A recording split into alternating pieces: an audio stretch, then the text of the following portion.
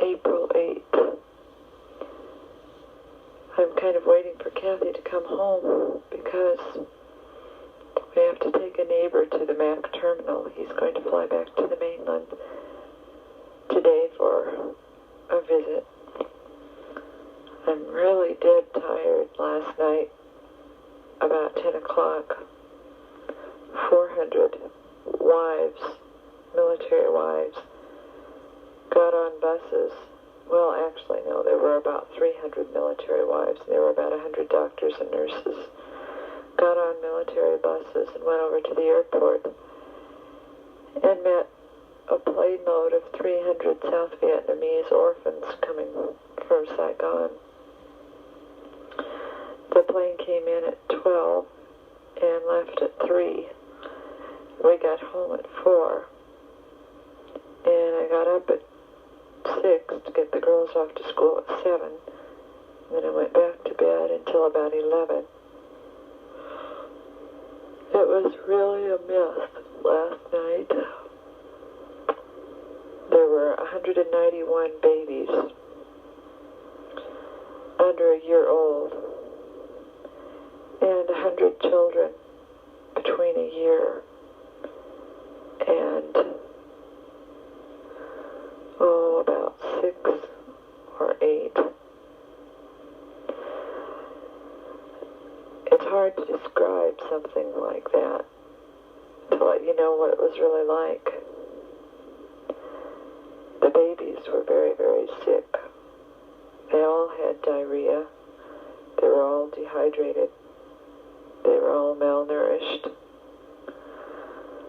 Some of them had pneumonia. One of them was suspected of having meningitis. 17 of them stayed here in Hawaii to go to the hospital at Tripler Army Hospital. I just don't even know where to begin to explain to you what it was like. Many of them had sores all over their bodies.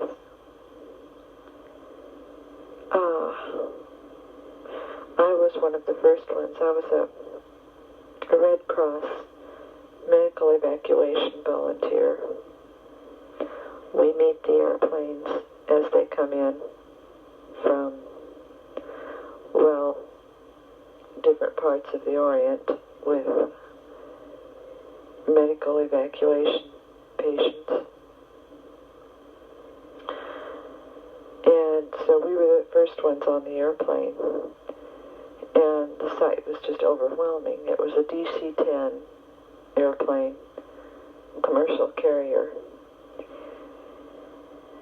And the babies, you just walk on the, I walked onto the plane and there were all these hundreds of tiny little bodies just strapped in these seats. They had cardboard boxes lying on the seats, and the seat belts coming up through the cardboard boxes, and the babies were strapped in. And there were hundreds of them, just all over the place. There were 70 sponsors coming along from Saigon. They weren't the children's parents or any relatives at all. They were just American or Vietnamese people who were getting out of Saigon because of the situation there. And they were responsible for 5 to 10 babies apiece, depending on the age of the person, of the sponsor. I took care of a little boy that must have been, the little boy I took care of was about 6 months old. Well, no, he was probably about 4 months old, but he was actually the size of a newborn baby. He was very tiny. He was quite dehydrated, very listless. I got him to drink a bottle of glucose in water, and then he slept for 2.5 hours, and I had a difficult time waking him up for the doctor to check him before I put him back on the airplane. So they just about kept him to put him in the hospital. However, they tagged him as dehydrated and put him back on a plane. Each baby had a tag around their ankle with numbers on it. Some of them had names on it. Some of them had birth dates on it. Others just had the year.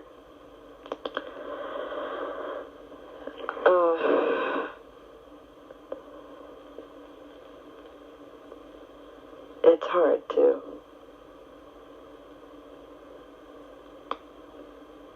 stop thinking about something like that once you've seen it. This was the third plane mode that I'd worked with. About 50% of them are half black, half Vietnamese. A lot of them are half white, half Vietnamese. And some are just plain Vietnamese.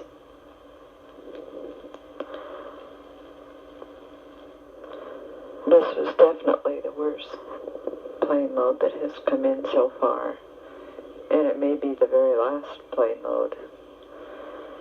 The South Vietnamese government 1 minute says they're going to cut off the baby airlift,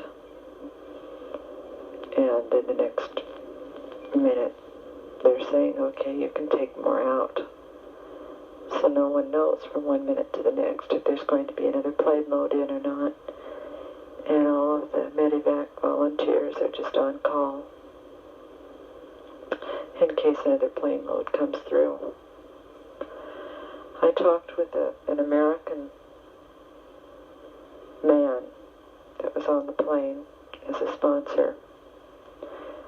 He'd been in Saigon for the past 5 years as a defense attaché officer.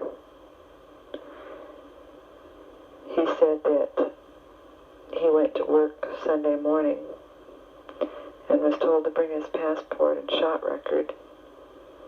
And at 11:30 that morning, he was called into a meeting and told when his name was called off, he was to board on the plane. He was leaving and he wasn't coming back. He'd been given no notification that he was leaving prior to this. He left all of his belongings there in Saigon, $6,000 worth of household goods that he'll never see again and will have a hard time replacing.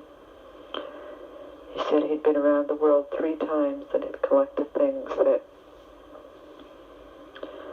just couldn't be replaced.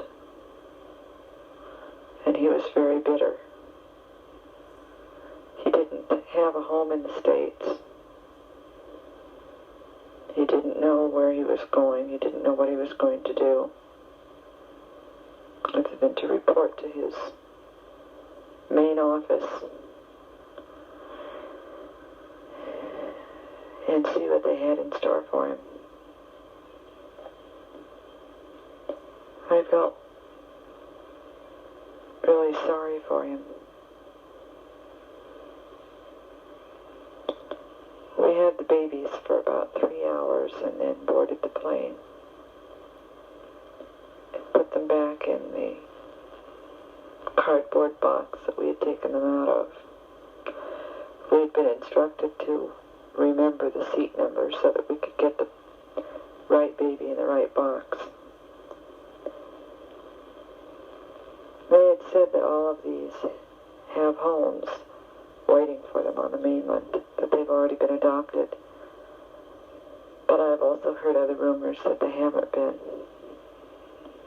So I don't know. One of the rumors was that when they were leaving Saigon, they were in such a hurry to get these children out that they didn't have time to do the paperwork on them, and since the Vietnamese government had lifted the restrictions on the paperwork for a short time anyway, they were just grabbing babies right and left and didn't know their names, and so just tagged them any name. They just made up names and put on the tags. Some of them, like as I said before, just had numbers on. I don't know, have any idea what the numbers meant. It's really very sad. Makes me wonder what's going to happen to the little boy that I took care of last night, and to the little girl that I took care of yesterday. Noon, the plane load that came in that had, 50 or 60 babies on it. I think that this one plane load last night was the largest baby airlift that has occurred. The others have been plane loads of 50 to 100. No one knows if there are going to be any more or not. I don't know if I can go to the next one, if there is a next one. I guess somebody needs to help take care of them though, so I'll probably try to go.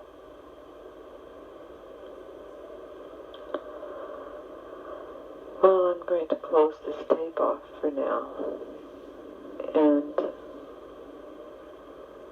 try to get it sent as soon as I can. I'm sorry it's been so long since I've started it.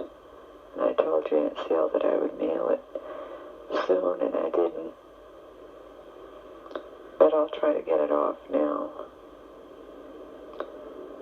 I need to go back